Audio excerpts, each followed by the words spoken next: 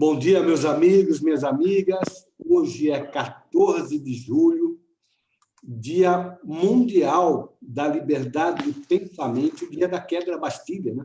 Comemoração na França da queda da Bastilha.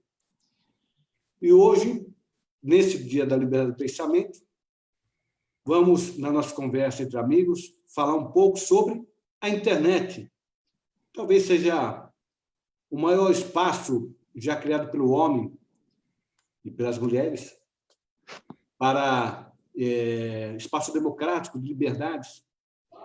E temos aqui algumas pessoas que são especialíssimas, pessoas que conhecem profundamente não apenas a questão da tecnologia em si, mas também a filosofia que gerou a rede mundial.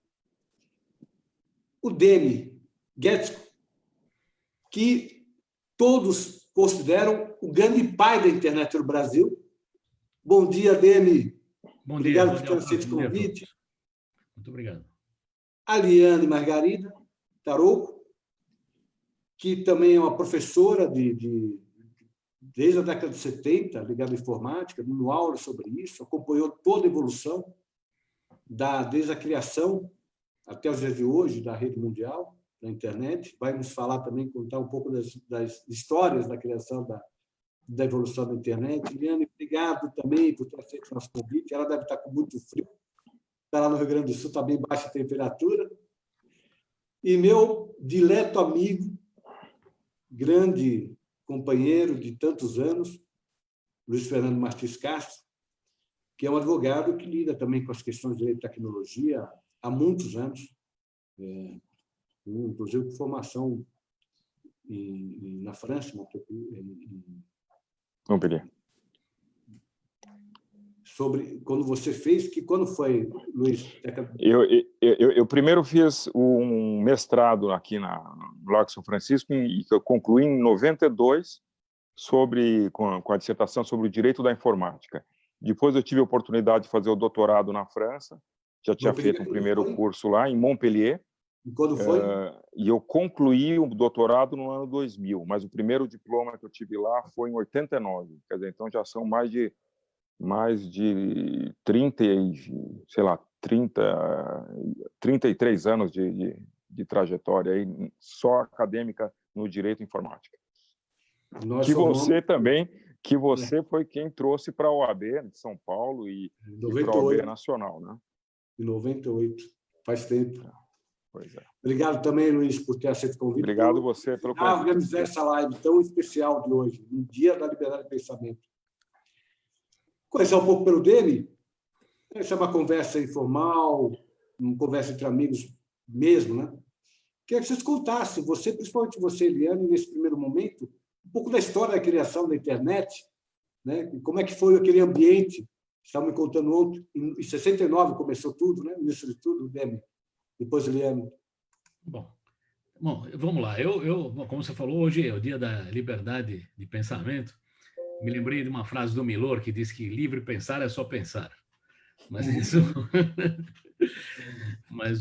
Veja, é evidente, eu não tive nenhum papel nessa área de criação e desenvolvimento da internet, mas eu tive a sorte, né, o privilégio de ter encontrado e conversado com vários dos pioneiros, alguns já falecidos, outros ainda vivos. A Liane também teve essa vantagem, inclusive teve aula com o Kleinrock, um deles que está vivo e está ótimo.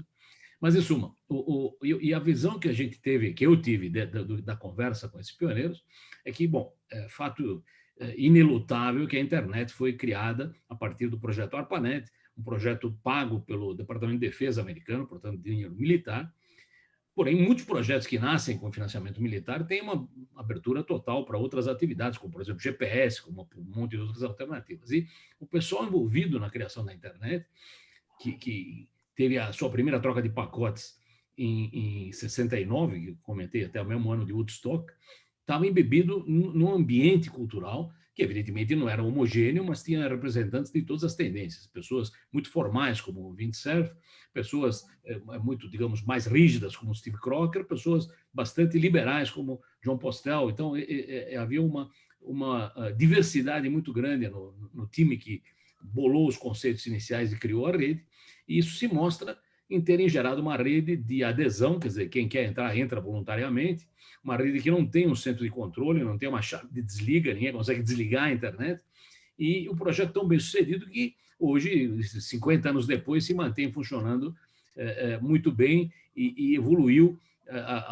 acomodando velocidades de banda gigantescas e capacidade de processamento gigantesca em relação à sua origem, e mesmo assim se mantém funcionando. Então, eu acho que é uma mudança radical na sociedade, a criação de uma rede desse tipo, que depois se expandiu para toda a sociedade, e é isso que nós estamos vivendo hoje, e ela sofre alguns riscos também, e acho que um dos pontos nossos é defender conceitos que a gente considera muito valiosos para a preservação da internet.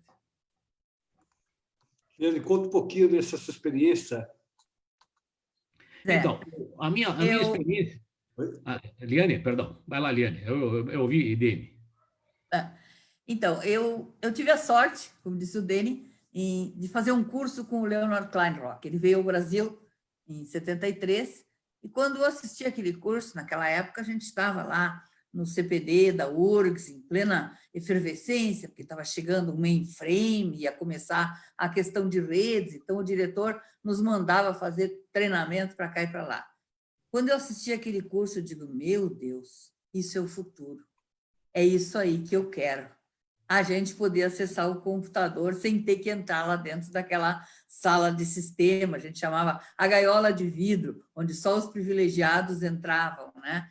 Então, isso é que sempre foi para mim redes, poder chegar na gente, mesmo para fins, digamos assim, não muito economicamente justificados. E mais tarde, eu tive lá na UCLA, visitando o professor Leonard Kleinrock, 78, outra surpresa, digamos assim, agradável, que fortaleceu essa minha ideia. Eu cheguei lá e tentei falar com os brasileiros que estavam por lá, para saber como é que era o estilo de vida lá. Eu estava, na época, cogitando fazer o doutorado lá. O Kleinrock até tinha me aceito como orientanda, mas aí, onde é que está a fulana lá, fulana? A secretária telefonou, não está. Vou ligar para a casa dela. Está ocupado, diz ela. Ela deve estar online. Eu, opa, que história é essa? Aí ela entra no terminal e começa a falar, usando o IRC, tipo o chat de hoje, né? Com a estudante de doutorado, e ela diz, sim, eu só vou na universidade no dia que eu tenho aula de yoga. O resto do tempo eu estou trabalhando em casa. Eu achei aquilo fantástico. Quer dizer, de repente, em 78, alguém trabalhava em casa e tinha acesso a todas aquelas maravilhas que a rede trazia para a gente, né? Então, não, isso para mim sempre foi a rede, trazer para a gente aquilo que a gente precisa, seja serviço, seja informação, e ao alcance da mão. Mais tarde, em 87, eu fiz um estágio lá em Stanford, no SRI, e aí eu tive outro choque cultural, digamos assim, benéfico, né? Eu precisava de um compilador Prolog, porque eu ia trabalhar com inteligência artificial, aplicada à gerência de rede. E, bom, primeiro que eu cheguei lá, me disseram, a tua sala é aqui, está aqui o teu PC e a tua senha. Deu. O resto eu tinha que me virar. E se precisar de alguma coisa, vai ali naquela porta, né, que a analista de suporte ajuda. Bom, aí lá fui eu, toc, toc, toc, eu queria um compilador de Prolog. Tá, ela olhou para mim, eu acho que tem um em Stanford. Já está no host. Eu só olhei assim, o quê? Quer o manual também? Eu, manual impresso, que eu ideia das coisas impressas.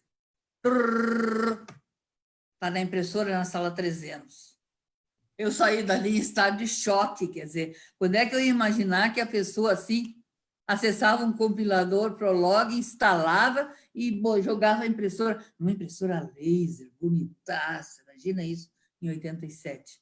Então, é isso que a rede é para mim, sabe? Eu sempre tentei acompanhar e trabalhar assegurando essa facilidade.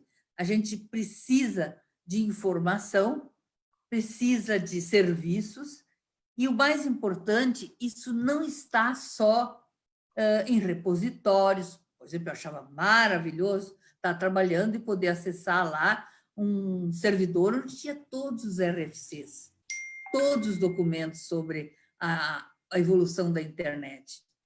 Antes, quando eu ia para o exterior, eu voltava normalmente com 2 ou 3 caixas desse tamanho, cheias de xerox, de teses, de artigos, de coisas, que era a única maneira de ter acesso a isso no Brasil, né? E lá não, estava ali. Mas o mais importante era o acesso também àquele conhecimento que está com as pessoas. E essa liberdade é importante, a gente poder conversar, chegar na informação. E aí tem outra historinha interessante. Numa das vezes que eu estava aí já no Brasil, nos primórdios, né? Eu estava numa lista, numa comunidade, e aí eu perguntei, alguém sabe o que está acontecendo com o padrão I3E 802.4 de Token Bus? Aí um sujeito na lista respondeu, o fulano que participava do comitê I3E trabalhava para a Borax, mas a Borax perdeu interesse nessa tecnologia, então o comitê meio que ficou esvaziado, porque ele era o mote. Então, quer dizer, tu chega no que está por trás dos movimentos, no que está por trás da informação. E é isso que eu ainda vejo hoje. Quer dizer, eu participo de grupos, Twitter, sigo pessoas que são bem informadas. Então, quando fulano diz alguma coisa, ele está na fonte primária. Então, eu sempre digo para os meus alunos também, né? Às vezes eles citam um artigo, blá, blá, blá, eu digo, quem é a fonte primária? Vai na fonte primária. Eu não quero a PUD. A PUD é coisa de preguiçoso, né? Então, isso que a internet traz para a gente. Tira o APUD da tua vida. Vai na fonte primária. E, às vezes, a fonte primária não está nem publicada. Sim. As pessoas ainda estão discutindo, estão elaborando uma ideia. Então, esse é o valor da internet. É isso que a internet oferece para nós e precisa ser preservada, porque esse é um valor inquestionável. Uma grande conquista, né? Demis, você ia comentar alguma coisa antes de passar para o Luiz?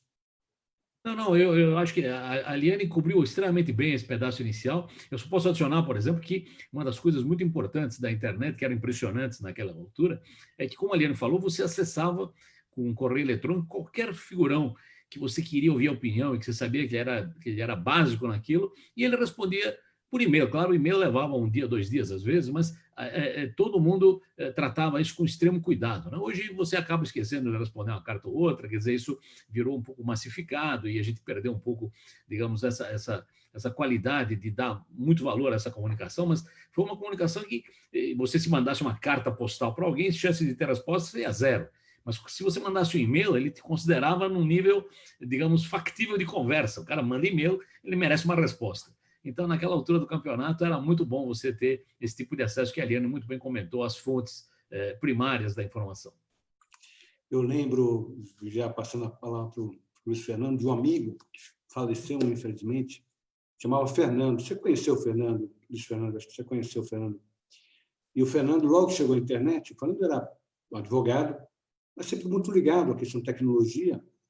E eu, no começo da minha carreira profissional, eu tinha acesso a um banco de dados que ninguém tinha no Brasil, porque eu era da consultoria da FEBRABAN, da Federação dos Bancos, e a FEBRABAN foi uma das pouquíssimas entidades, tinha na São Francisco tinha também acesso, mas tinha meia dúzia de entidades que tinha acesso à distância do CISBACEN, do Senado, Prodazem, que era então, você ia fazer uma pesquisa, não existia isso. A gente ia fazer uma pesquisa, tinha que ir numa biblioteca, ficava horas, quando não dias, pesquisando uma matéria qualquer. E a gente tinha acesso, entrava no Prodazem, fazia a pesquisa, vinha toda a literatura, vinha toda a jurisprudência do Supremo Tribunal Federal, né? E era uma coisa assim maravilhosa, e hoje todo mundo tem acesso a isso com muita facilidade. Luiz, quando você foi para a França, no Montpellier, eu queria perguntar o seguinte: a Europa, diferente dos Estados Unidos, tem os Estados Unidos é muito as normas nascem da própria comunidade, como law, jurisprudência e tal. Na Europa, talvez até dizem, muito especialmente por causa da Segunda Guerra, sempre houve uma preocupação muito grande no uso da tecnologia. E aí nós tínhamos já, começa na Europa, a preocupação que chega agora, nem começou a vigorar aqui no Brasil, a questão da base de dados, né? A lei de proteção geral de base de dados começou nem em vigor está no Brasil, isso vem da década de 80 na Europa. Quando você foi para lá, você sentiu essa diferença, você sentiu essa preocupação social com o controle da tecnologia? Veja, os dois, o Demi e a Liane falando, me lembraram algo que eu nem lembrava de contar, mas que você até me provoca agora. Quando você vai fazer uma vivência no exterior, num centro acadêmico, com mais recursos e com outras visões, a gente é sempre tocado por alguma coisa, né? E o que me tocou muito foi isso que você exatamente falou, que era a capacidade de você ter acesso a informações de tribunais, informações de doutrina. Existe uma qualidade muito mais rigorosa na redação desses documentos, o que torna eles mais fáceis de serem pesquisados de maneira sistemática na rede. Então, respondendo à primeira pergunta, sim, lá os bancos de dados já existiam no final da década de 80 e eram acessíveis. E tinha uma grande discussão à época, que era a questão da publicidade / gratuidade do acesso a essas informações. Porque existia, como você bem lembrou, um mercado editorial que vendia esses conteúdos a preço razoavelmente caro, e o que limitava o acesso a muitas pessoas. E lá se discutia se essa informação tinha que ser totalmente aberta. E eu me lembro que, na época, e até por muito tempo vigorou nos tribunais brasileiros, as chamadas comissões de jurisprudência, que os mais novos não vão lembrar o que é, mas é o seguinte: os desembargadores da Câmara, ao fazerem uma sessão onde se apreciavam 100, 200, 300 casos, pinçavam 5, 10 casos que eles consideravam que mereciam ir para o livro, para publicar, para o público ver. E a grande discussão de jurisprudência. Exatamente. Ou seja, o público, o advogado, em primeiro lugar, só tinha visibilidade de um percentual pequeno da jurisprudência, que foi selecionada por algum critério próprio, não aberto, não transparente, muito mais intuitivo dos desembargadores, eu não acho que era nenhuma má-fé, mas tinha muita dificuldade de acesso. E, voltando ao Brasil, eu tive a oportunidade de conhecer duas pessoas muito interessantes. Uma você, logicamente, os dois você conhece, mas seguramente o Antônio Meyer, que era o presidente da ASP, Associação do Advogado de São Paulo na época, Antônio Correia Meyer, e o Jaime Cavalcante, que era um visionário. Jaime Cavalcante era um visionário, ele falou: não, imagina no dia que a gente puder ter todas as informações que um advogado precisa, de um cartório, de uma legislação, de uma doutrina, na frente do computador, sem precisar ir ao fórum, sem precisar ir ao cartório. E a gente, então, fui convidado, integrei um grupo na Associação dos Advogados para criar as bases de dados informatizadas. O que era isso? Era você pegar começamos com um projeto modesto, que era pegar todo o histórico dos boletins. A cada boletim semanal saíam publicadas as leis novas, alguns julgados, uma dezena, 20, 30 julgados por boletim, e cadastramos toda a biblioteca da ASP com seus, 3, 4, 5 mil exemplares, que era uma forma do cidadão, do advogado, conseguir ver mais coisas do que ele via no escritório dele. E só para finalizar, todo esse projeto foi concebido para trabalhar numa BBS, o antigo Bulletin Board System, que era algo assim quase a manivela, né? E no último ano, prévio ao lançamento, o nosso assessor de tecnologia falou: não, segura esse projeto um pouco, que mais um pouco a gente consegue pôr na internet. E em 96 foi lançado, então, este site da ASP com esse repositório de doutrina, de jurisprudência e de legislação, que era algo absolutamente inovador e que democratizavam mais o acesso. Porque, como você falou, a FEBRABAN tinha acesso a muita informação, os grandes escritórios tinham muito acesso à informação, mas o advogado comum, o advogado escoteiro, que era 90 e tantos % da massa da advocacia, não tinha acesso. Isso eu falo em 90 eu falo isso em 89. Em 89, o Prodazem existia em 89, né? Que te permitia fazer a consulta na biblioteca do Senado. Eu lembro que São Paulo, se eu não me engano, só tinha a FEBRABAN e a Faculdade de Direito Francisco. Eram os dois únicos locais onde era possível fazer consulta. E o Fernando é quem operava. Ele é advogado, mas quem operava o Prodazem. Então, a gente pedia temas e ele trazia lá a pesquisa aí, naquela impressora de folha corrida, né? E ele trazia, que vivia travando, e trazia. Eu, há anos atrás, muitos anos atrás, quando começou a internet no Brasil, eu li um artigo do Peter Drucker, que é o pai da administração. E ele dizia, há muitos anos atrás, foi logo que começou a internet, ele dizia que a internet é a capacidade de mudança do mundo, exatamente pelo que o Eliane falou, a possibilidade de nós compartilharmos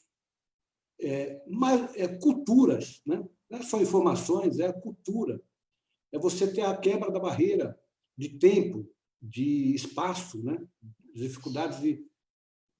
O mundo, hoje, é impossível identificar o real impacto que a internet teve nas nossas vidas. Não é isso, Demi? Sem dúvida. Sobre todos os aspectos, econômico, social, sobre todos os aspectos. Não? Eu vou contar uma historinha na linha da Liane também, curta, espero eu. Quer dizer, quando eu fui trabalhar no Estado, isso foi em 96, eu continuava usando a internet, evidentemente, e ficava ouvindo rádio pela internet de noite. Quando acabava o expediente, ficava até umas 10, 11 da noite ouvindo rádio. E havia essa história inicial da internet, que a internet iria, de alguma forma, padronizar todo mundo ia ter que falar inglês e que não tinha outro jeito, os brasileiros iam ter dificuldade com a internet porque não sabiam inglês e tal. E será que ela faria essa homogeneização ou teria, ao contrário, um efeito de preservar localidades e culturas locais? Então, eu estava lá ouvindo rádio, uma rádio italiana, e lá pelas tantas eu ouvi um negócio que parecia alguém falando grego, mas com um sotaque muito estranho. Aí eu prestei atenção para ver o que era aquilo. Era uma região no sul da Itália que falava um negócio chamado grecânico. Na Magna Grécia tinha uma língua que sobreviveu 2000 anos sem ter, digamos, status oficial, e falava grego, e inclusive gravaram lá um disquinho cantado em grecânico, e tinha uma tarantela específica e tal. E daí eu falei, olha, veja, esse negócio provavelmente é uma coisa em extinção, provavelmente sumiria, seria engolfado pelo resto da cultura italiana. Porém, via internet, eu acabo de descobrir que isso existe e vou comprar um CD, quem sabe até ajuda a preservar.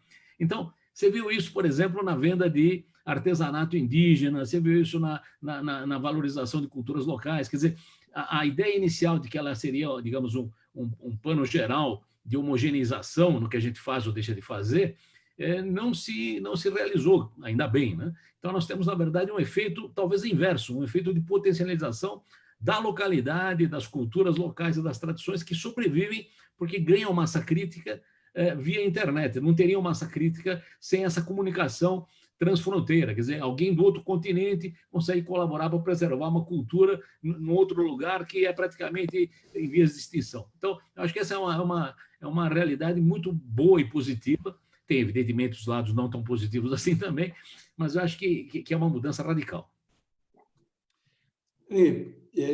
Deixa antes de passar para você, deixa eu só fazer os registros, as pessoas que estão acompanhando a gente, vamos mencionar alguns dos nomes.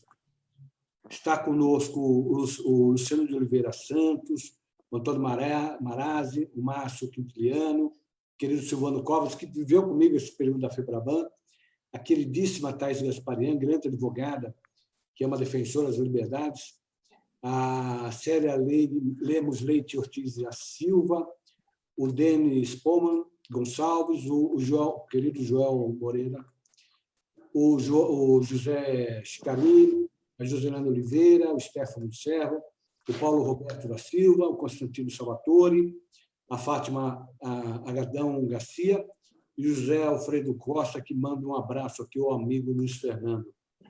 Diane, sempre houve, hoje nós vivemos isso intensamente no mundo e no Brasil, mas um paralelo aí do sentimento de quem trabalha com tecnologia e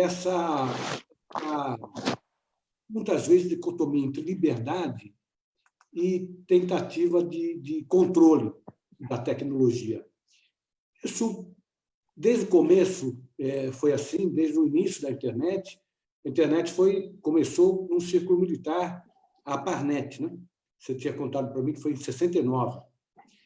Isso sempre existiu, essa eu não diria luta, mas essas duas vertentes da tecnologia, que é o controle social por parte de governos, de um lado, e a sociedade lutando por cada vez mais liberdade. Você percebe isso? Liane? É para mim? Bom, na verdade, o que eu via era o contrário. Era uma tentativa de impossibilitar que alguém controlasse. Porque, vejam, até surgir a ARPANET, as redes, elas eram redes que usavam arquiteturas proprietárias, né? IBM, Borg, Digital, né? E a gente ficava mais ou menos à mercê das decisões desses grandes tubarões da indústria, vamos chamar assim, para o bem e para o mal. O que eles quisessem nos oferecer, nos vender, olha a minha participante aí, o que eles quisessem oferecer, pelo preço que eles quisessem oferecer. O que os militares nos Estados Unidos tentaram acabar? Com essa possibilidade. Então, eles queriam uma rede distribuída, onde não houvesse um centro de controle. Claro, a Guerra Fria estava por trás. Se os russos bombardeassem uma parte da rede, o resto continuava operando. Mas, baseado em equipamentos que foram construídos sob demanda, esse foi o grande valor sempre da ARPA. Ela financiava projetos nas universidades, em pequenas startups, naquela época não se chamava isso. A BBN, por exemplo, recebeu um grande investimento da ARPA para fazer o INPE, né, que foram depois sucedidos pelos roteadores. Então, isso era uma libertação do jugo, né, digamos assim, dos detentores do poder econômico. E, claro, naturalmente, isso acontecia também em relação a governos, porque na hora, por exemplo, que começaram a surgir os BBS, quem é que mandava nos BBS? Ninguém. Que poder econômico precisava para botar um BBS a operar? Um computador, um modem, ou 2 ou 3, e pronto, aquilo abria um espaço para as pessoas se comunicarem à vontade, sem freio, sem filtragem, sem criptografia, sem nada. Então, é isso que a internet, na minha opinião, e o que eu vi acontecer, passou a oferecer essa liberdade na educação também, né? A possibilidade de acessar documentos, de fazer ensino por terminal, de acessar, inclusive, coisas que não são virtuais. Por exemplo, eu tenho um viés aí meu que faz pesquisa genealógica, e andava catando coisas dos meus ancestrais, acabei descobrindo que existiu um ancestral lá, um Decavô, foi professor na Universidade de Frankfurt. E aí eu descobri que ele tinha uns 20 livros escritos, professor de grego, inclusive ele era, de matemática e de direito. Imagina como as pessoas eram ecléticas naquela época. Aí um dia eu descobri que tinha um livro dele na Universidade de Cornell. Tudo pela internet, tudo a gente acessa. Bom, aí eu fui lá, claro, eu me senti assim, trêmula de emoção, quando eu botei as mãos num livro escrito por ele, sobre cometas, em 1613. E o livro estava ali, na minha mão, né? Depois eu consegui comprar uma versão, um PDF do livro, lá de uma universidade na Alemanha. Então, essas coisas, né, que a internet deixa a gente acessar, mesmo que sejam, digamos assim, irrelevantes aos olhos de alguns, né? Para as pessoas são importantes. Hoje, as pessoas compram coisas que não existem. Por exemplo, na medida em que o Second Life, né, aquele mundo virtual, proliferou e as pessoas começaram a viver dentro do Second Life, eu quero uma roupa melhor, eu quero uma casa mais chique, eu quero móveis, eu quero uma árvore, uma cerejeira em flor, mas eu não sei fazer. Então, Zapt, tem todo um mercado de pessoas hoje produzindo, vendendo ou até dando de graça, né, bens imateriais. Né? Eu tenho um vaso de flor virtual, e mais, esse vaso de flor pode até crescer, morrer se eu não aguar ele, como um vaso real. Lembra do Tamagotchi? Que foi aquela febre do Tamagotchi? Então, é isso, que é a internet chegando nas pessoas, né, para o bem e para o mal, como eu digo, ela oferece essa possibilidade de a gente ter acesso. Eu posso levantar o celular e dizer: ei, Siri, qual é a distância de Porto Alegre a Gramado? Lá está ela, né, respondendo. Bom, Gramado fica a cerca de 110 quilômetros de Porto Alegre de carro.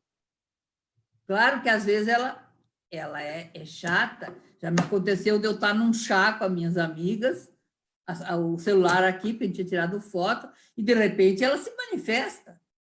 Eu não entendi isso. Eu digo, opa, essa diaba estava ouvindo o tempo todo, ou eu estou conversando com meu marido, e ela se mete, ou a dele, que é Android, também se mete. Então, é um mundo diferente que a internet hoje traz até a gente, mas facilidades, realmente facilidades.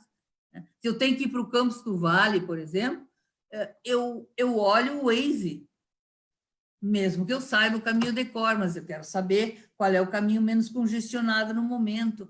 Então, a gente se acostuma a ter esse amparo da rede para as pequenas decisões, como para as grandes decisões jurídicas, né? E eu comparo com antigamente, quando a gente tinha que tomar decisões sem ter essa base de informações, como era arriscado, como era complicado. Então, a informação que hoje a gente tem, até sobre o governo, né, sobre as indústrias, as decisões deles, sim, elas vão na direção oposta de escravizar, de controlar a gente, porque a informação liberta. Quanto mais bem informado for o cidadão, mais propriamente ele é capaz de tomar boas decisões.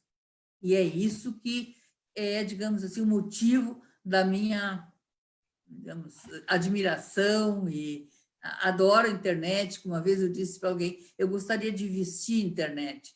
Eu já tenho um Apple Watch que fica lá, né, me monitorando, me avisando, vibra ali quando chega uma mensagem. Ainda é meio chato de ler, né, mas vai chegar o dia em que eu vou conseguir ler ele aqui mesmo. Então, acordo no meio da noite, né? Como é que está a temperatura? Estou com insônia? Vou estudar um pouco. Então, a gente ter a internet sempre encostada na gente, né, pronta para ser usada, é um bem sem preço. Como diz aquela propaganda, não tem preço. Não, e ter com vocês, eu, em parte, eu, Fernando, em parte também, ter passado pela fase anterior à internet, né, e ter vivenciado a evolução da internet. Então, quando a gente olha para trás, fala, é impressionante como, em pouco tempo, porque foram 2 décadas, né? A internet chegou no Brasil em 95, não foi isso? 94, 95? 89, o Demi já tinha uma ligação com a RapNet e a gente eu comecei a namorar com minha esposa em 85. O dia que eu cheguei na casa da minha esposa, a primeira vez que eu cheguei na casa da minha esposa, eu entro na sala, eu entro na casa, meu cunhado, que até perguntei se ele está acordado, eu acho que não, porque ele inverte, sempre inverteu à noite para o dia, troca. Né?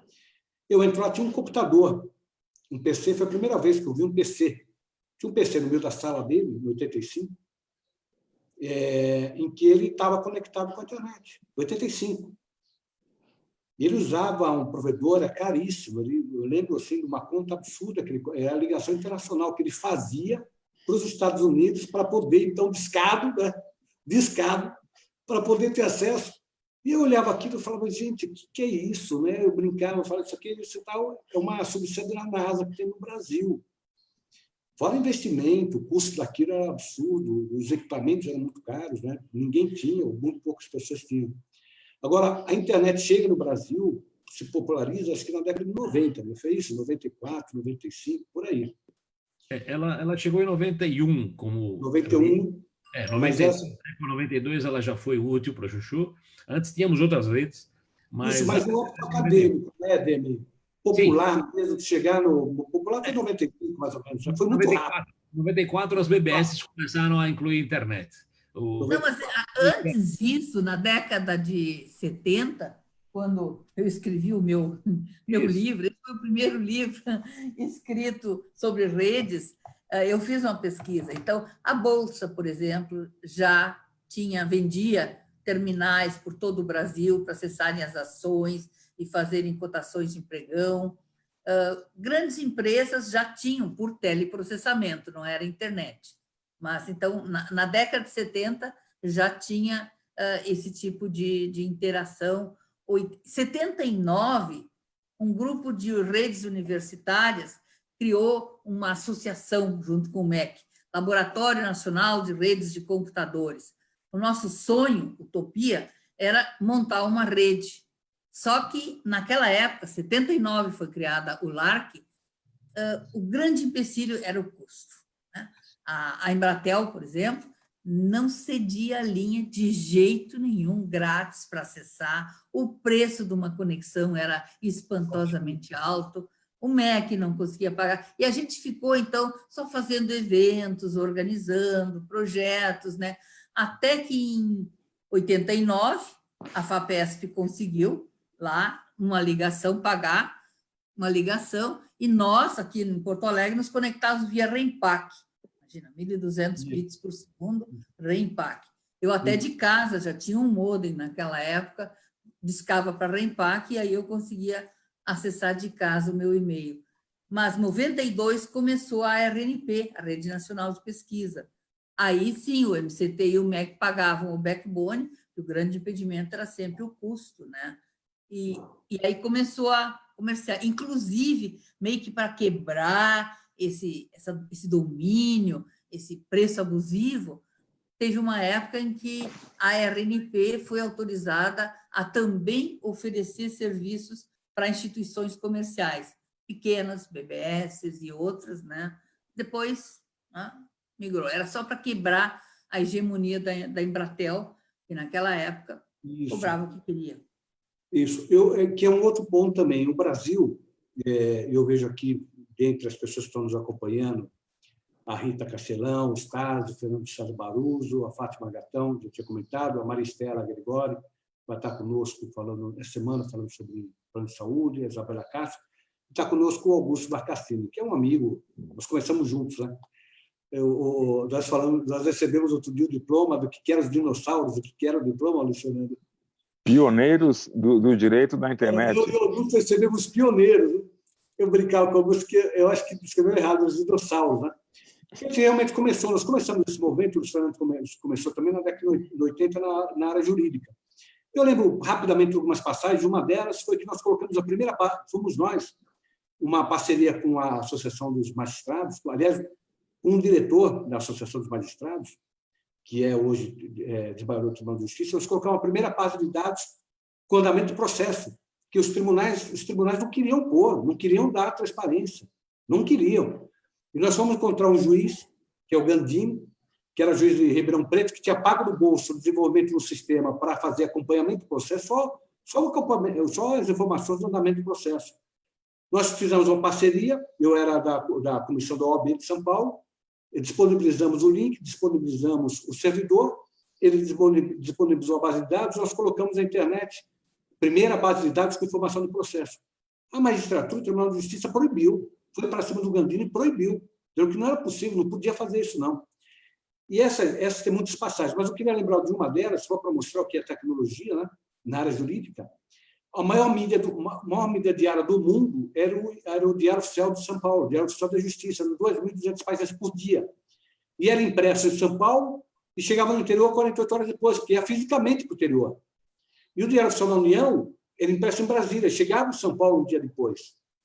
E aí foi a ideia do Augusto Marcassini, que está nos assistindo, e eu levei essa ideia para o Congresso Nacional, participei de audiência pública já no Congresso, e nós conseguimos aprovar a lei criando o Diário Oficial Eletrônico. Hoje, o Diário Oficial Eletrônico existe, todo mundo nem imagina a possibilidade de ter em papel, mas, mesmo assim, a Justiça, mesmo com a lei, Foi difícil a justiça conseguir começar a usar o dinheiro oficial eletrônico. Não queria. Quando quis, queria cobrá-los, Fernando. Né? Queria fazer lembro. oficial eletrônico, mas nós tínhamos colocado na lei uma disposição que o dinheiro oficial era de graça, o eletrônico. E aí eles não puderam cobrar, e aí todo mundo tem acesso à informação até hoje. Quem é que queria cobrar? A Justiça. A Justiça queria cobrar o dinheiro oficial eletrônico, queria vender a base de dados. Eu tive agora, recentemente, ainda estava na presidência da ordem 2 anos atrás, o governador do estado, então, autorizou a imprensa oficial, não tem nada a ver com a história, a ter acesso à base de dados nossa, são 35 milhões de pessoas, aquela base de dados do Instituto que nós, para a colheita, que nós temos dos dados biométricos para o RG, na Secretaria de Segurança Pública, o instituto que tem a base de dados com os nossos assinatura, os dados biométricos, a digital. A digital, IRG, né? E aí ele autorizou para a imprensa oficial vender para empresas a validação da digital das pessoas. Então, quando entrasse um prédio, eu ia colocar digital e essa digital ia ser conferida com a base de dados na imprensa oficial que venderia esse serviço. E eu reclamei, eu disse, esse serviço não pode ser vendido, a imprensa oficial não pode ter acesso a esse serviço. Esse serviço, o cidadão permitiu que o Estado tivesse acesso a ele por uma obrigação ligada à segurança pública, não tem nada a ver empresa vender esse serviço para empresas. E aí houve o recuo do governo. Mas eu contei isso para dizer que aqui no Brasil parece que nós nunca conseguimos viver a liberdade, né, plena. Sempre há tentativa. Você falou da Embratel, eu lembro quando chegou na internet, a grande luta da Embratel para ter o monopólio do satélite. Ele não queria que tivesse satélite privado. Era um absurdo. E quando veio, em 2002, tinha comentado antes, mas vou reiterar aqui, comentado antes da gente começar a live. Em 2002, quando veio a medida provisória 2.200, regulando o certificado digital, que hoje todo mundo usa, né? Assinatura digital, principalmente na área jurídica, mas as pessoas utilizam, quem fornecia o par de chaves, que tem a função primordial, primeira, que é garantir o sigilo da informação, era a CEPESC, braço tecnológico da BIM, por uma medida provisória, ou seja, eu não podia comprar o certificado digital. Eu tinha que pedir para a CEPESC, que é o braço tecnológico da BIM, para que ele fornecesse. Isso em 2002, governo Fernando Henrique. Aí houve uma luta, o Luiz Fernando lembra dessa luta, houve uma luta nossa, escrevi artigos junto com Augusto Marcassini e tal, e aí nós conseguimos mudar. Mesmo assim, mudamos, tiramos a CEPESC, mas ainda assim continuou um sistema de monopólio. O Brasil é o único país do mundo que tem uma chave raiz. Para a gente conseguir tirar certificado, eu sempre pedi autorização para o governo, até hoje. Né? Só que o certificado não é emitido pelo governo, mas é emitido para, enfim, para as empresas privadas. Esse status, essa luta, Luiz Fernando, que você acompanhando também, desde o começo até hoje continua existindo uma tentativa do governo brasileiro em utilizar a tecnologia, eu sempre disse isso, como instrumento de poder e não como instrumento de cidadania, inclusive por parte do Poder Judiciário, né, Luiz Fernando? Veja, essa briga antiga, eu lembro quando eu estudei na França, o professor Michel Biban, ele fez uma viagem ao Brasil e conheceu o então governador de São Paulo, que era o Franco Montoro, que tinha sido senador. E ele era entusiasta da ideia de que quem tinha o poder sobre a informação tinha poder político. E ele tentava ligar o raciocínio dizendo: o homem que foi senador e que estava ligado ao Prodazem conseguiu chegar ao governo. Eu acho que já era uma construção um pouco complexa essa que ele fez. Mas você está certo, porque há uma constante e permanente vontade de controlar dados. Isto, você vê muito claramente nos exemplos que você deu, você vê isso em alguns governos centralizados no mundo, onde você quer controlar os fluxos da internet, mas hoje em dia você cria também uma tensão análoga vinda do setor privado. Então, quando você vê uma concentração de poder na mão dos grandes players, nas plataformas, no Google, no Amazon, no Facebook, você começa, então, a criar um outro polo de tensão de poder. Eu acho que é este o grande desafio que a gente, ou a nova equação, ou o novo item que a gente tem que ver na equação do poder.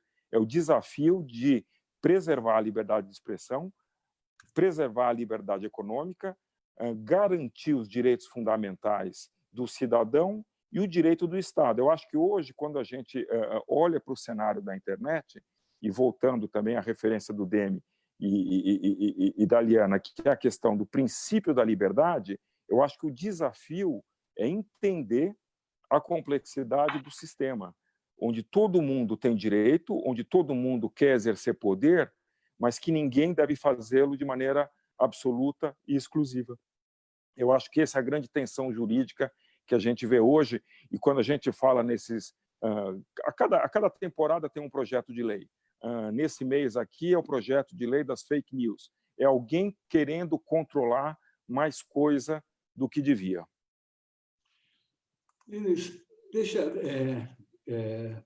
Demi, deixa eu te perguntar, mudando um pouquinho o foco agora, pensando um pouquinho no futuro, né?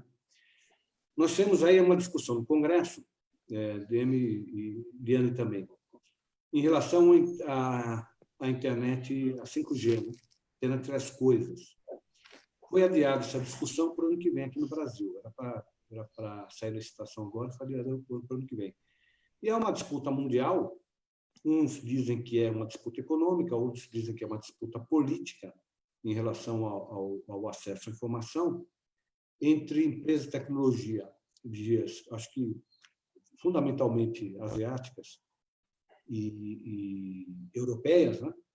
As europeias com o apoio do atual presidente dos Estados Unidos, o Trump, e, de outro lado, a China, que vem também com muita força na área da 5G. Como é que vocês veem esse momento da tecnologia e se isso vai ser um grande avanço, de fato, vai ser a chegada da internet das coisas, como tem sido anunciado no mundo inteiro? Isso vai, de fato, acontecer com a 5G? Bom, vou dar, evidentemente, a minha opinião. Eu acho que, primeiro, existe uma supervalorização do 5G. Na minha visão, 5G é apenas uma forma adicional de mobilidade, melhor que o 4G, mas isso não é sinônimo de internet, nem sinônimo de inclusão. Eu acho que a grande ferramenta da internet continuam sendo, por exemplo, fibras ópticas, que tem banda enorme. Você pode usar satélite quando não tem como usar fibra óptica, você pode usar 5G quando está andando, mas não existe uma solução mágica e que se equivalha à internet. Aliás, eu tenho até alguns caveats aí em relação a 5G, que é o seguinte: a tendência que nós temos na internet é tudo sobre IP, tudo ir pela internet. A voz vai pela internet, a telefonia vai, o vídeo vai, o livro vai, tudo vai pela internet. Quando você fala de 5G, você tem uma tecnologia que carrega a internet, ele está debaixo da internet, a internet vem sobre ele. Então, quando a gente briga por neutralidade da internet, por exemplo, isso não está infenso ao que vai acontecer se você é carregado por alguém. Quer dizer, pode ser que você queira manter a neutralidade da internet, perca essa neutralidade porque quem te carrega não é neutro. Então, de novo, eu não tenho nada, acho que é ótimo que a gente tenha 5G rapidamente, mas, em primeiro lugar, eu acho que existe uma valorização excessiva do que ele faria no processo. Por exemplo, Internet das Coisas. Internet das Coisas é uma realidade e se baseia numa coleção de protocolos, os mais variados. 5G pode ser um deles, mas a minha geladeira não vai falar com o meu fogão usando 5G. Não teria o menor sentido você usar um recurso de mobilidade para resolver um problema físico local, que é muito melhor resolvido com baixa banda e baixa capacidade de energia elétrica.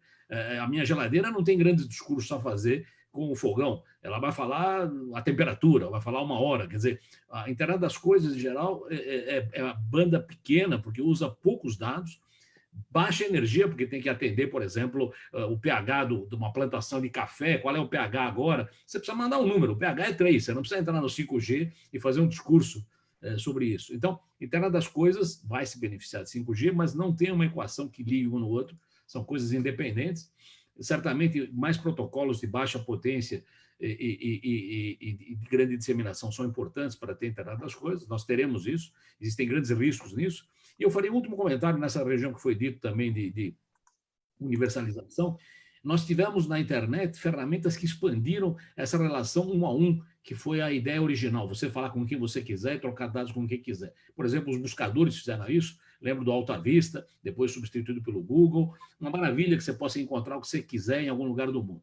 Mas você tem um caminho que vai na direção oposta, que é juntar o pessoal em clubes. essas construções que chamam-se plataformas, que não são diretamente a internet, mas são construídas sobre a internet, e que, em alguns casos, até mudam a visão da internet para os donos e para os usuários daquelas plataformas. Então, às vezes, o sujeito está num clubinho e acha que isso é a internet. Isso é exatamente o contrário do espírito da internet, que é você falar com todo mundo num esquema aberto. Então, eu levaria esse alerta, que nós estamos, ao mesmo tempo que tendendo a expandir cada vez mais isso, estamos perdendo um pouco o conceito de distribuição e gerando um conceito de aglutinação que não é exatamente da raiz da rede. Bom, eu tenho um outro ponto importante que tem que ser considerado também, que é a questão tarifária. Desde o início da internet, quer dizer, a filosofia do funcionamento da internet era: coloca em um canal e cada um usa até o limite daquele canal, pagando um preço fixo.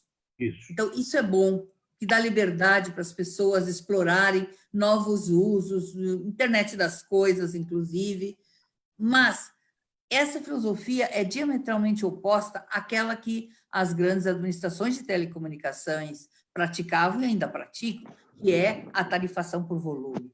Veja, recentemente no Brasil, nós tivemos essa discussão aqui, bastante intensa, onde tentaram arrastar para dentro dos backbones da internet, que hoje se beneficiam de avanços tecnológicos, contrata uma fibra escura e põe ali o equipamento e transmite em alta velocidade. Aí a tecnologia muda, tu tira só o equipamento da ponta, troca por um outro e transmite em mais alta velocidade. Chega um ponto, claro, que a fibra tem que ser trocada também por algum motivo. Mas essa vantagem de, digamos, não estar amarrado à ganância de quem vende o serviço, né, que vai querer te cobrar por cada bit que tu transmite, é uma das coisas boas da internet. Então, eu acho que a gente botar o pescoço, né, na guilhotina das teles significa que, logo, logo, a gente não vai mais ter essa banda larga, né, com preço plano e não proporcional ao tráfego. Isso, então, é um risco bastante grande. O outro, claro, tem a tecnologia. A tecnologia 5G é uma tecnologia de alta velocidade que precisa de uma pleiade de antenas, senão ela não chega nos locais. Quer dizer, quanto é que isso vai custar? O que vai implicar essa infraestrutura? Vai ter que ter muito mais antenas do que as atuais, né? E vai oferecer, então, uma velocidade muito mais alta.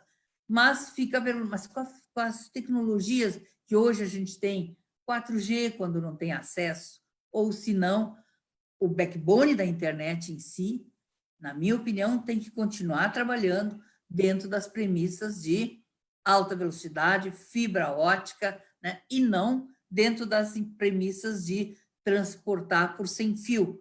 E transportar por sem fio é mais caro, tem mais problemas de alcance, de distância, de interferência, embora seja uma necessidade, quer dizer, tem que ter os dois, para chegar em lugares onde a gente não alcançaria com a fibra.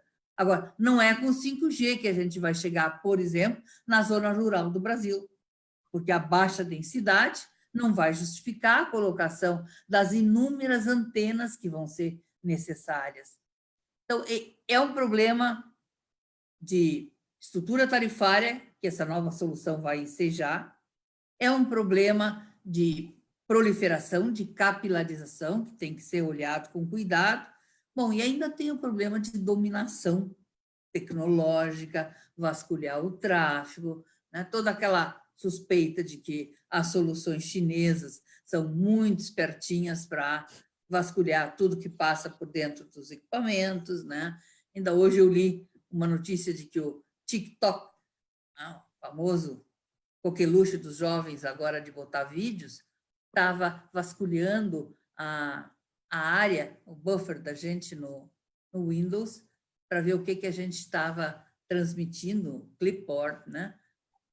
Para verificar se não tem spam ali. Eles são tão bonzinhos. Mas, em suma, há que pensar seriamente, né? Em que guilhotina a gente vai botar a cabeça, se entregando para uma tecnologia que, em primeiro lugar, tem esse custo grande de disseminação no país, segundo, enseja cobranças bem mais altas do que a gente está acostumada a cobrar, com promessas que, como o Demi diz, não necessariamente vão se cumprir, né? E, ainda mais, aquele risco, né, de invasão de privacidade e bisbilhotação no tráfego que a gente está transmitindo daí para. Nós estamos chegando no final, mas tem três pontos. Cada um deles daria para fazer um dia de live, mas eu preciso abordar com vocês. Eu vou separar cada um para uma pessoa, mas, evidentemente, as outras podem falar com liberdade. Acho que vale a pena. O primeiro deles é perguntar para o Luiz Fernando. Luiz, nós temos esse ano, tudo indica, a entrada em vigor, finalmente, da Lei de Proteção de Dados.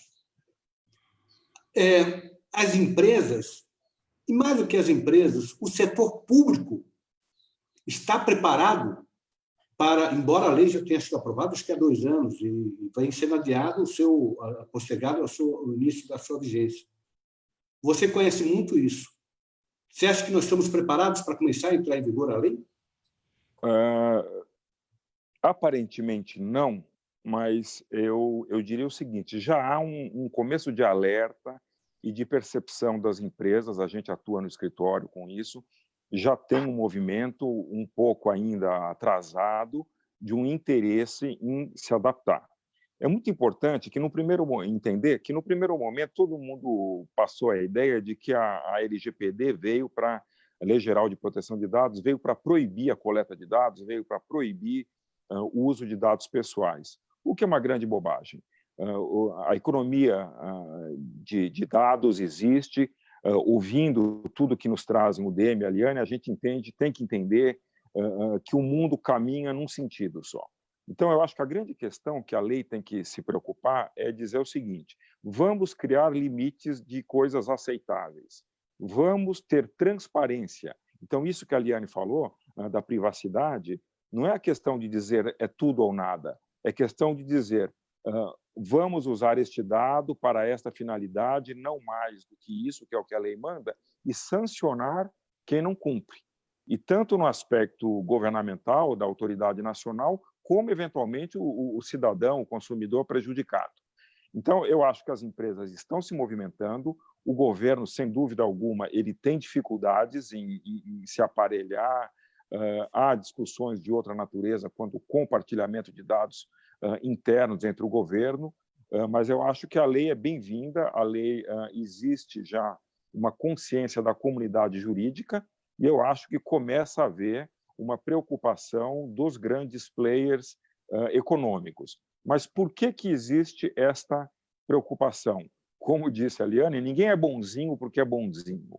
É porque existe toda uma normativa já mundial, sobretudo da Europa, e hoje todas as empresas e pessoas que têm relações econômicas com grupos que estão sediados no exterior ou que têm capital estrangeiro estão cobrando esta adequação. Então, isto é uma obrigação inevitável, tem que se adequar à lei. Agora, o tempo já está curto e é importante que as empresas e o próprio governo se movam, né, para se adequar às necessidades da lei, fazendo os seus projetos de adequação, que não são tão simples, mas tudo tem solução. Pergunta para a Liane, cada um desses temas permitiria a gente ficar horas conversando, mas importante. Liane, distanciamento social. A tecnologia, nós estamos vendo hoje. Nós estamos numa pandemia, tecnologia sendo usada, por exemplo, para as crianças, para permitir que as crianças não deixem de ter um mínimo de estudo possível, né? Mas nós temos uma parcela, aqui no Brasil, um país pobre, uma parcela gigantesca da população que não tem acesso ainda à tecnologia. Gente que não tem dinheiro para comprar sequer um prato de comida e quanto mais um celular. A tecnologia, ela veio da forma que está sendo usada para gerar um abismo social. E quando eu digo abismo social, eu digo numa comunidade, quem mora em São Paulo, por exemplo, se mora no Rio Grande do Sul, São Paulo convive Morumbi, que é um bairro nobre, com uma das principais favelas do Brasil, com quase 150 mil pessoas, que é Paraisópolis. esses abismos sociais locais e entre países vão ser agravados pela chegada da tecnologia? Sim, olha, nós tivemos recentemente discutindo aqui na universidade a implantação do ensino remoto emergencial. E, bom, eu tinha feito já ano passado uma pesquisa e vi que 95% dos alunos da URGS têm celular e acesso à internet regularmente. Mas, dessa vez, quer dizer, dentro de uma ideia de inclusão, a URGS quis saber, e aqueles outros, os 5%? Então, foram atrás deles conversar, investigar, e realmente nós descobrimos que, especialmente nos cursos das humanas, pedagogia, né, tinha pessoas que não tinham computador em casa e nem sequer acesso à internet. Então, tem que sim fazer investimentos, por exemplo, no caso da URGS, essas pessoas que estão dentro de um programa de apoio aos que têm necessidade, estão recebendo uma parcela para comprar um tablet e uma parcela mensal para pagar um acesso à internet enquanto durar a pandemia, porque nós vamos ter que partir para o ensino remoto emergencial e não poderíamos fazer exclusão dentro da própria universidade. Quando a gente olha também as populações, sábado eu fui dar um passeio de carro e passei ali pelas ilhas, nós estamos numa fase aqui em Porto Alegre, estamos flagelados, tem muita gente flagelada, né? Então, o que eu vi nas ilhas? As pessoas paradas na frente das casas, batendo papo, conversando, todas sem máscaras. Né? E nem máscara eles têm, quanto mais tecnologia. Então, isso realmente é uma realidade complicada e hábitos, inclusive até para quem tem acesso à tecnologia. Eu estou começando, os alunos meus fizeram um questionário, estão começando a investigar como é que as pessoas estão usando tecnologia nessa fase de distanciamento social e os sentimentos delas de depressão, né, tristeza e afeta a saúde.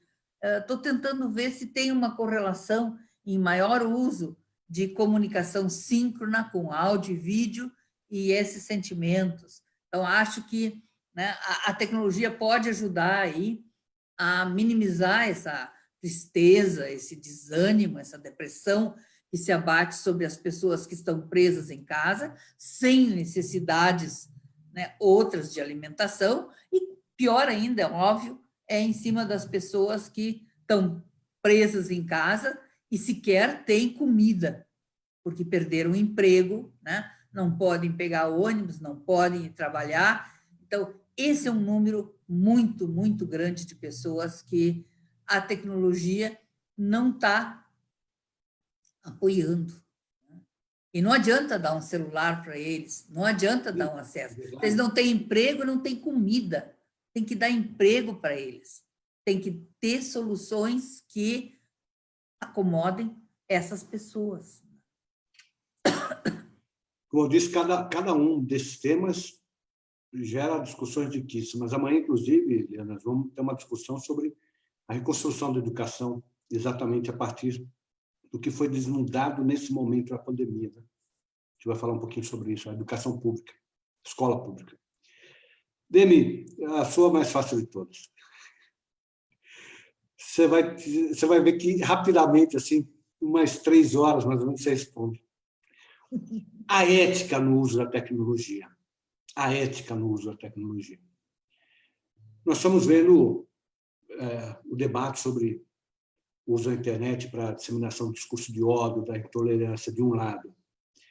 De outro lado, nós estamos vendo o uso de robôs para disseminar esse ódio. Aí, um pouquinho mais à frente, nós vemos também o uso da inteligência artificial. A Europa já adotou, a comunidade europeia já adotou um código de ética para os desenvolvedores de inteligência artificial e que tem como foco fundamental dizer que a inteligência artificial deve servir à humanidade e não ser contra ela. Né? Que mundo que nós estamos construindo no uso da tecnologia, Demi? Bom, eu acho o seguinte, eu acho que quando você disponibiliza para todos algo que eles não tinham antes, uma liberdade, uma abertura, um poder de fala, né, um poder de posicionamento, você cria, digamos, uma realidade exuberante que gera o que na eletricidade a gente chama de overshoot, quer dizer, passa-se do ponto ao você testar. Quem nunca comeu melado, quando come se lambuza, diziam os antigos.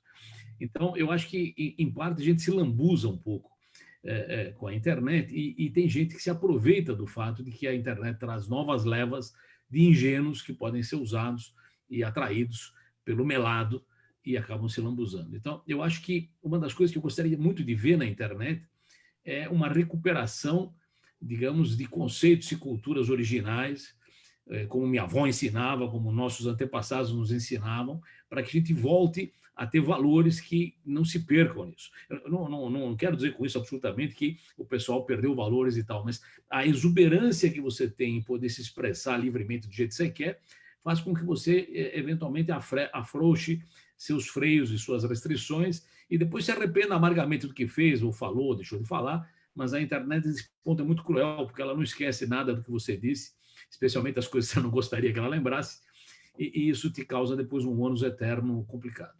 Então, de novo, essa é uma faceta de progresso, de como você evolui numa nova ferramenta, você tem que aprender a manejar a ferramenta sem se ferir e sem ferir os demais. Eu acho que eu tenho um certo receio de coisas do tipo como se qualifica algo como linguagem de ódio ou não, eu não tenho uma qualificação clara para isso. Eu acho que nós devíamos, na verdade, reforçar aspectos culturais e éticos importantes. A internet devia usar seu próprio poder para fazer o que, como falei, nossas vós faziam, nos dizer que certas coisas são certas e certas coisas são erradas. E aí eu fiz um comentário outro dia, um artigo, e vou repetir agora, já que você me deu a oportunidade. Eu acho que se tem uma solução errada para isso, é colocar isso em lei, né? Eu acho que você colocar a ética ou o comportamento civilizado em lei só vai gerar uma tendência para que você escape ou encontre um furo nela. Então, o comentário jocoso que eu tinha feito era, bom, se você tiver uma lei que obriga a dizer bom dia, eu vou tentar engasgar na hora de dizer para não dizer bom dia, mas eu acho que devia dizer bom dia porque minha avó dizia que era para dizer bom dia, minha avó dizia que era para ceder o lugar para um idoso e ser gentil e cortês e tudo mais. Então, eu gostaria que a internet assumisse esse papel que, em parte, se perdeu, porque a sociedade hoje é muito complexa, de retrazer, de reviver conceitos éticos que eu acho que são civilizatórios e fundamentais. Acho que ela tem esse poder e, se houver uma campanha boa nessa direção, a gente pode usar a internet também para isso. Em relação à inteligência artificial, existem riscos enormes, já houve comentários de que digamos, a coisa que mais risco trará à humanidade, mas eu acredito que, de novo, isso sendo desenvolvido como um apoio ao humano e não uma substituição do humano, nos trará grandes vantagens. Eu tenho enorme receio de repassar a algo automático decisões.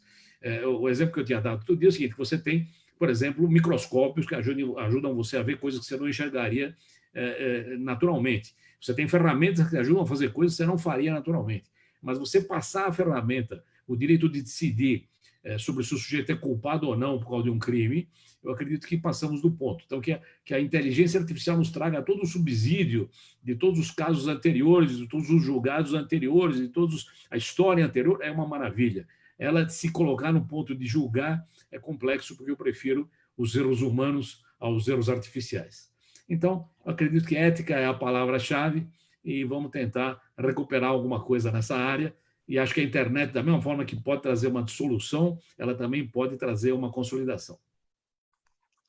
Bom, já passamos bastante do nosso tempo, mas era importante, e cada um desses temas vai merecer reflexão. Nós vamos voltar a esses temas em outras oportunidades.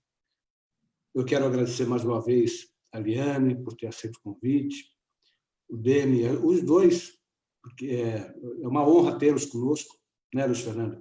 São duas Obrigado você. Importantíssimas e profundas conhecedoras e participaram da história, fazem parte da história da internet. E, Luiz, obrigado por ter participado também e por ter ajudado a construir esse momento no dia da liberdade de pensamento. Falar em internet no dia da liberdade de pensamento é um motivo de muita alegria.